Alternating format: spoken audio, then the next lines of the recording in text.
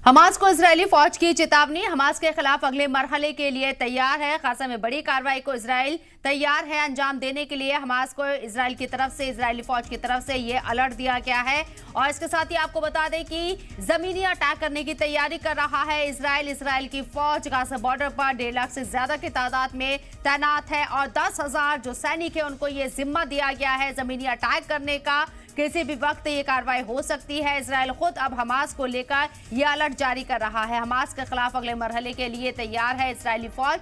Gaza में बड़ी कार्रवाई को इजराइल तैयार है। पीएम नेतन्याहू भी आपको बता दें कि गाजा बॉर्डर पर पहुंचे थे इजरायली फौज की हौसला अफजाई करने के लिए। टैंक आप तस्वीरों में देख रहे हैं, मुसलसल इस तरह के टैंक गाजा बॉर्डर की तरफ रवाना किए जा रहे हैं और पूरी किलेबंदी गाजा की कर ली गई है। नॉर्थ गाजा को खाली करने का अल्टीमेटम भी दिया गया था और 3 घंटे का एक्स्ट्रा वक्त भी यहां पर दिया गया था। 11 लाख की आबादी को नॉर्थ गाजा को खाली करने का ऑर्डर दिया गया और अब इजराइल की तरफ से ये अलर्ट जारी किया गया है हमास के लिए।